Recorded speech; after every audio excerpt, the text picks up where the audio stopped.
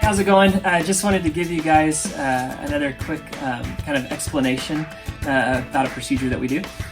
This is basically what we would talk about if we were doing a hair transplantation consultation. Specifically, we use the procedure called NeoGraft, or the device called NeoGraft. It's fairly new within the last several years, but it is a device that allows for very minimal scarring and very natural hair transplantation. So there used to be the plugs. Those were bad kind of all around. They took big plugs of groups of hair follicles out, put them in. It was just a dead giveaway. So it's just, all intents and purposes, a bad surgery. The nice thing about NeoGraft is it's basically, essentially I should say, no scar. On a very microscopic scale there is a scar, but it's taking, with the NeoGraft device, individual hairs from a diffuse pattern across the whole back of your head so that you don't see any thinning. They're taking one hair out, one at a time, and then that hair is kind of sorted basically on the back table during the procedure, and then they take each individual hair follicle and place it one by one into the look. The nice thing is really no noticeable scar at all from where it came from, and then where it goes in, it's all very, very natural and just looks like your normal hair. Well, characterize that a little bit. Not your normal hair when you're 16, but it looks very normal. It doesn't look like a hair transplant, but that's one of the key things about hair transplantation, is that it is all about illusion. So when you're younger, you have anywhere from 150 to 300,000 hair follicles. In a NeoGraft transplantation, we're talking about moving, roughly for most people, it's anywhere from about 1,500 hair follicles to really a max is about 3,000 at one setting. Some people can do that depending on the density of their donor site 2 to 3 times throughout their life. But in a one setting, about 3,000 is the most, because that can take up to about 10 hours. A typical treatment, 6 to 10 hours.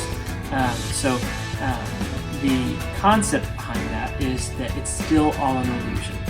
So that's what, when you come in for a consultation, we're really evaluating what kind of result can we get you. Our goal is not to just take your money. We want to get you a result that makes your money basically a very valuable investment. So we want to see what your hair is like now, what the density is like from the donor site.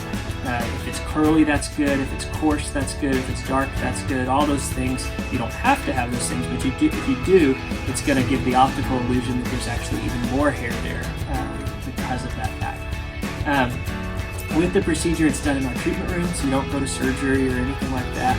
You basically come in early in the morning. We go through the process of marking everything out. You get this kind of crazy hairdo at first where it's all shaved along the sides and kind of longer on the top because we want to see what the direction of the hair is there.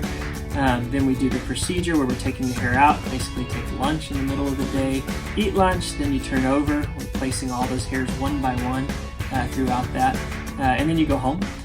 The first 2 days you just leave it alone, and day 3 through 7 you're washing with basically a cup of water and soap, and then after that first week you're showering just like normal. Not much pain with it, kind of some itching, but not really a painful procedure. You're careful with it, you don't want to bump it or rub it, so that's something you're definitely being cautious about. After that first week, you can kind of expect that this part, the donor site, is pretty unnoticeable. No one's going to really know. Still may see in the front some little kind of reddish, brownish scabs from where they placed each hair follicle. So you may see that. So that still may stand out just a little bit.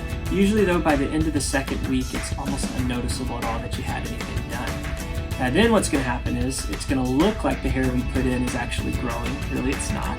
It's just that hair follicle is pushing that shaft out, the shaft of hair out, and it's going to fall out over after that first month. Then it's going to go into a dormancy phase and basically sit like that for upwards of about 7 months. It sits in that dormancy phase, and then they all start to grow. The new hairs start to grow again. And that's when you'll really start seeing the result at that point. And then it's going to be just like your normal hair, look quite good. We can see some really dramatic results with this when done appropriately. There's some patients that wouldn't be a good candidate for this based off of how much hair they may need, whereas it's going to work, the take rate is actually 96%. So 96% of the hair follicles that we put in actually all survive and stay there.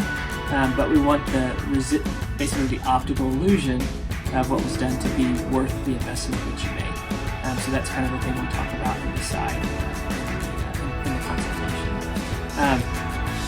If NeoGraft is not the right thing for you, that basically the question would be, what would be the reasons why that would be. So if you need too much hair, it's just you're a cue ball, it's probably not right for you.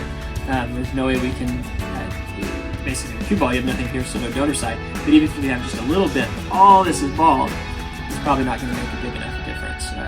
So those would be somebody that might not be the optimal candidate for it. Someone who's actively losing a lot of their hair may not be an optimal candidate because we don't really know what's going to happen. And so we could end up putting hair in that's going to stay because these hair follicles have specific hormonal receptors that are different from these. So that's why these don't fall out, but these do in typical male pattern baldness. So we don't want to put hair in and then all the hair around it falls out from hair that was kind of predetermined to fall out. So we kind of want to see a plateau or a stability point before we decide to do it. So really young guys who unfortunately are the most eager to do something like this because obviously it's very stressful, they may need to wait a little bit before we can determine if it's right. So in those people, something like PRP, which is platelet-enriched plasma, sounds hocus pocus. That's kind of what I thought at first, but we've been doing it enough now that it really works. I do it with a lot of patients, but also a lot of my friends come in and do it. And so we just take your blood out, just like you're giving a blood draw, spin it in a centrifuge for 10 minutes, and then we re-inject the yellowish portion, which is the platelet-enriched plasma portion. Really helps to nourish the hair follicles, helps some that are kind of inactive to start functioning again, helps some others that are just kind of not doing too well just do better, and your hair to feel and look more thick and appropriate. So it's really something good. We'll do usually about 3 treatments over a 3-month period and then do it every year.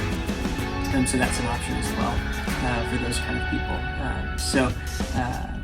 Hair loss is a stressful thing, especially for guys, and that's kind of the thing that I think most guys universally are nervous about. So it is good that we have some options. It's a great procedure, really works quite well, and pretty simple to go through. So if it's something you're interested in, give us a call. We'd be happy to talk with you about it and answer some questions.